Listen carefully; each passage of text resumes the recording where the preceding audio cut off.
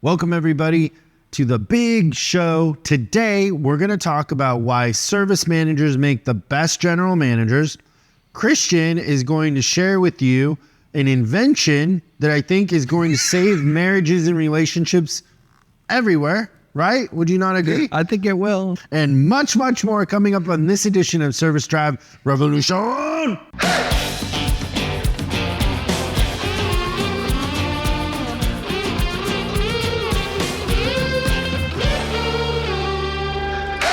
So what did we just figure? Well, let me tell everybody what we just figured out. That we can't go on a dating show because I just filmed a video for the library channel, a new channel that we're launching, of my top 7 books of all time. Yep. If there's anything that you and I talk about often, it's books. What was the first thing I did when I came in this morning? Gave me a book and talked to me about a book. I read you my highlights in a book. Yeah, that's right. And so how many of my top 7 did you get right? 3. I feel like it was 2. I think I helped you with the other one because you said 12 rules of life. And then, yeah. I got 2 out of 7. Yeah. That's a good batting average. No. But that's not on a dating show. No. I feel like I've got a really good, I'm well-rounded in my Chris trivia, but boy, I just think it was too hard to choose. The ones that I selected were pretty good books. There was a couple that are on your list I never would have guessed. It is interesting how much my relationship with my books has changed now that we have the library. And we're surrounded by them all the time. And there's been a couple of times where you just pulled one out and showed me since we moved in here, which is really so neat. Cool to have them just around like that. And also, like, now I'm buying books in a different way because I'm trying to fill certain sections that you see them differently when they're on a shelf together. Yeah. So my favorite thing that you just did, because we had our quarterly meeting, right? Where we had all the clients out and everything. So at the in front of the stacks, you have 2 like really beautiful like book. I don't know what they would be called, but it looks like just a little platform for the books to sit on. And then you had them like strategically opened up, and you had a book on each side. One was about cars, and then the other one was about Muhammad Ali.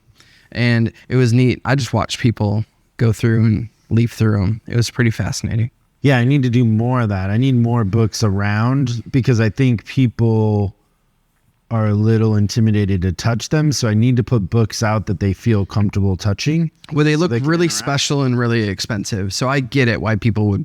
And some of them are really special and really. For sure. It's probably the ones they don't think that are the ones that are really special and really expensive. Yeah. Okay, you want to get to the news, and then I'm excited about this topic today.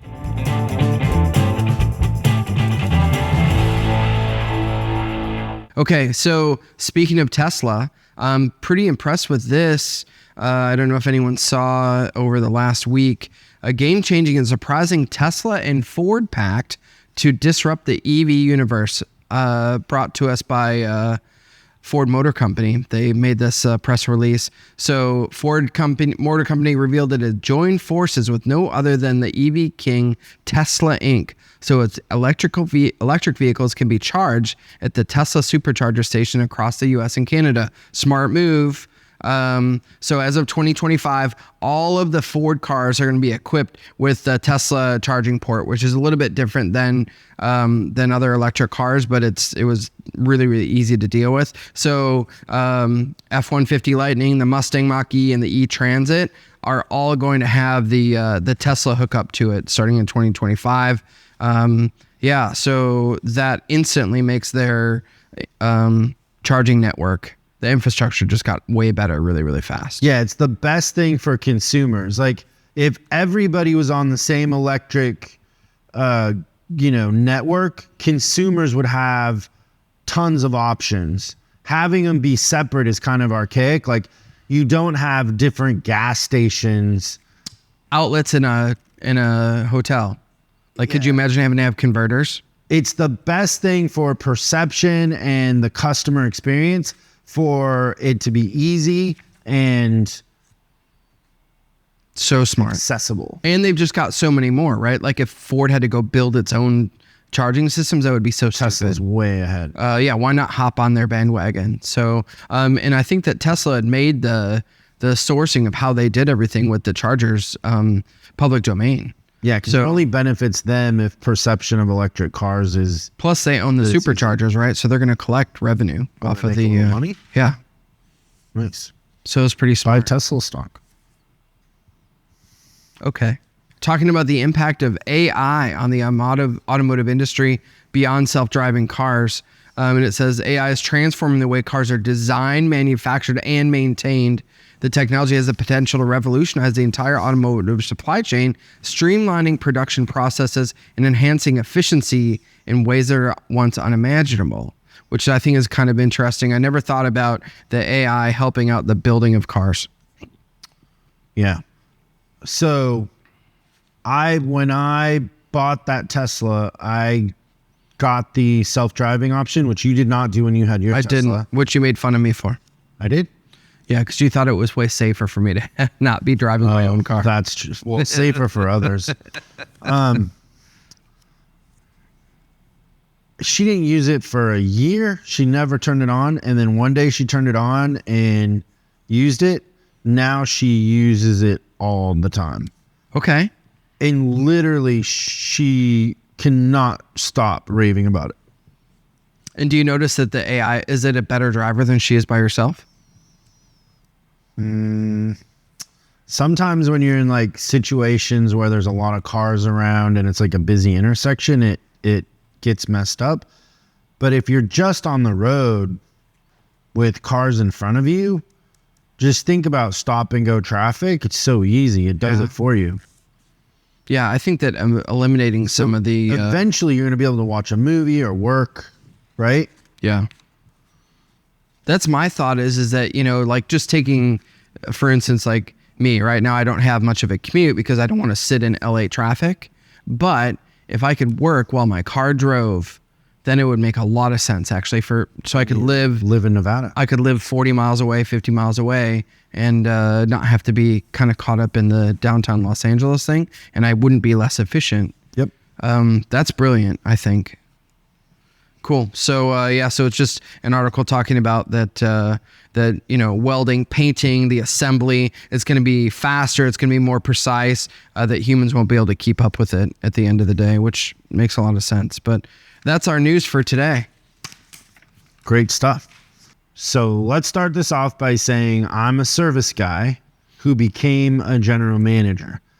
So I think I have firsthand knowledge of what this journey is like and what the advantages and disadvantages are. Also, we have made a conscious effort in the last couple years to promote the idea and really encourage the elite group. So our managers in our elite coaching group, the best of the best to become general managers. 3 of them did the last year, and then 1 got promoted but didn't get the job until this year. So really 4, right? That's right.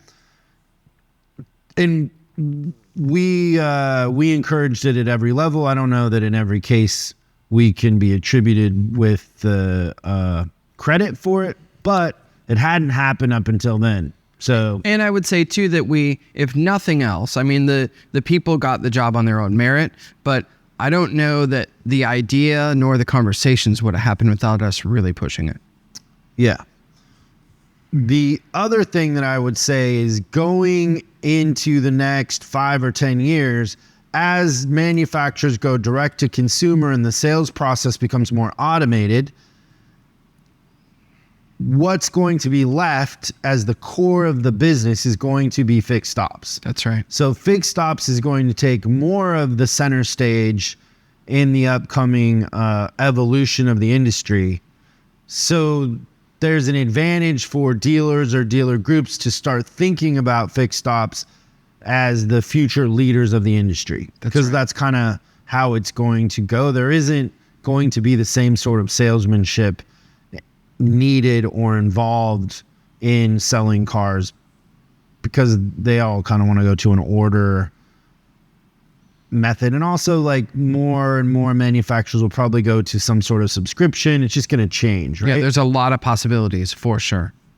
So Good. let's kind of go through the list of why service managers make the best general managers. So the first one that I have is when I went from service to sales, the thing that I had known, but it had never been in my face. Like I knew this, I assumed this, but because sales downplays it a lot and it's kind of, the relationship is passive aggressive a lot of times between sales and service, I did not understand to what degree the service department affects the sales. Like a lot of times I think salespeople or general sales managers or sales managers, because they don't understand service, or general managers also, they don't understand service, they make certain concessions for the fact that somebody bought a car yesterday, their check engine's lights on and they can't get in for 2 weeks. Yeah. They start to accept these things that aren't customer friendly, that affect the car deal, that affect customers' perception, because they don't know how to interact with service. They don't know anything about service. For me, I knew how to fix service and bridge that gap because I came from service. And once I realized how much of an advantage it was in the marketplace when your service department was easy to deal with and made the customers want to come back, it sold more cars and your grosses were higher. And so a general manager that realizes that but doesn't understand fix ops can't fix the service department because it's an unknown. Right. They don't know what levers they can pull. Yeah. Okay, that's good. So that's the first one. Okay. The second one is, for the most part, sales departments are kind of like country clubs, right? Well, I definitely would tell you from my experience of going from sales to service, my interpretation was that service was going to be way easier, and I was wrong. There's more structure. I think that there's less ways to screw it up on the sales side. Hence, you have to have more structure in service, right? Yeah. Because there's more variables. So on the sales side, most of what is happening is good news. Like when somebody gets a new car, they're in the new car ether, they're excited. Yeah. They're thinking about showing their friends. They think, oh, I deserve this. This is something I earned. Yeah. It's great. Like there's something about the new car smell that has an intoxicating effect on people. And so it's fun. Like it's fun. In the service department, you're mostly dealing with problems, things have gone wrong. It's not something you don't even want to maintain. You have to come in, that sort of thing, right? So in service, we have more systems and processes. In sales, it's pretty loose.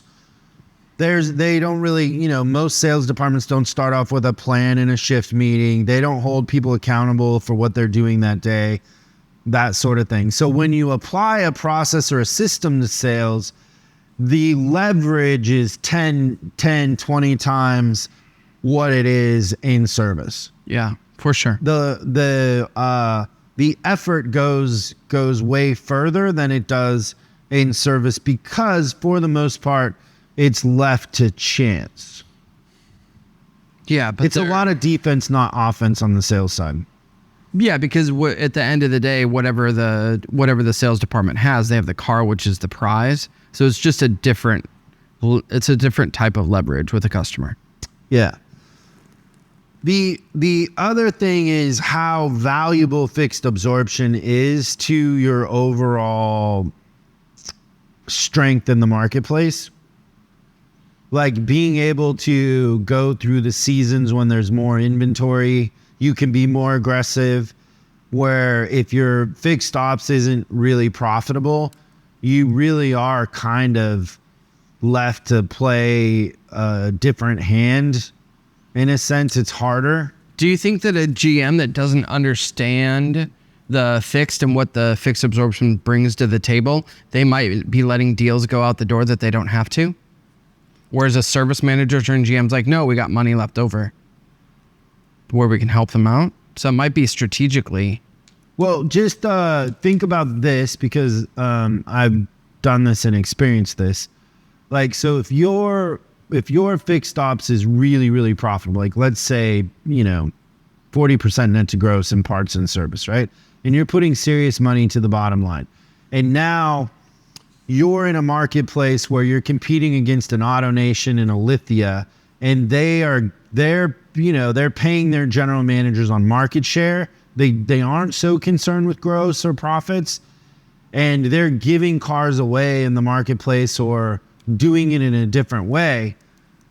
You can step on the pedal and affect the market, demoralize your competition, and have a system on the back end that your grosses are actually higher. So we would be $500 or $600 higher per copy than everybody else. They perceived that we were lower. Yeah, the perception's what matters. But that's because we could step on the pedal and create momentum. Because sometimes, like for a week, if you really step on the pedal and create momentum and deals are happening, it just attracts other deals. Yep. You feel it when you're in the showroom. It's contagious. And so you have the ability to push in and lose $200 a car for a minute to get the momentum going the other way. So you literally day by day could choose how aggressive you want to be on the internet, in your whatever, just on the floor, whatever it is. So it's a huge advantage when you understand the numbers. Also, if you're really good at the service thing, you understand the financial statement better than everybody else. So you understand how to create profit. You understand how somebody might come in on a free oil change and you can move them up. So you can give a car away and make it in the back. Yeah, so that's the parallel that I was going to make, is that a service manager gets it, that sometimes you have to have an oil change special, right? Yeah. So maybe on the sales side, we have to have an ad car. But the truth is that once we get them in front of us and we wow them and we do a great job, that it's going to leave being a winner, even if it might have come in a loser. That's the thing. I think a service manager would get that. Like we can sell it at a loser, then we'll pick up money in the finance department, and then the car leaves, it's a winner. And I think that a service manager they would make that parallel between that and an oil change. Also, like understanding that you can make money on the accessories too. So like, we would do between 150, 200,000 a month in just accessorizing new cars with wheels and different things. Most of the time, somebody who comes up in sales is afraid of that. They don't understand how to create a system where they can get done. They don't understand that you could have a technician there on a Sunday to do that easy stuff that's just internal, right? So right. You can create systems where that sort of stuff can be easy and facilitated, where, most of the time they put some wheels on a car, somebody wants that car, but they don't want the wheels. And then what do you do with the wheels? And you can't get them done on a Sunday. And you would just rather avoid that. Yeah. So that becomes your leverage in a way. It's something that you can create profit when nobody else can. Yeah. So the thing I had on my list, which just essentially is exactly what you just said, I put down that they understand production. All right. So the second thing I have on there is that service managers are way more prone to embrace complexity. Yeah. Which would help them in the long run. Like you said, trying to figure out how to compete with Lithia and AutoNation and everything like that. A service manager has to figure out 10 different ways to fix a car. Like if a recall comes out and they need all this stuff done, and somehow magically the service manager gets the shop ready to handle a repair that's never been done before in 24 hours, right? So that complexity, they kind of live in that world that they're having to kind of plan for the unplanned. And that then would translate really well into the sales world, because I think that in a lot of cases, it's like the sales process, it's your 12-step sales process. And then if you just don't deviate from that. Whereas I think a service manager, if a deviation happens on the process, they'll be able to make a new lane. So did you like that one? Mm-hmm. That's pretty good, huh? Okay. So then the other thing I've got on here is that usually the service department has the biggest head count. So if they're already half of the employees are working underneath them just adding on the other half of the employees isn't that big of a deal.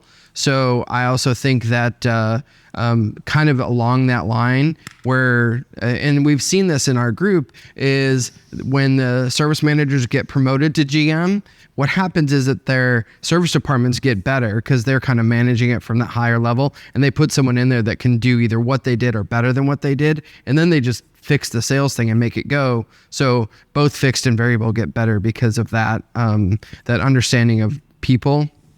And then the other thing I really like about service managers is they don't need the credit. They just want to win.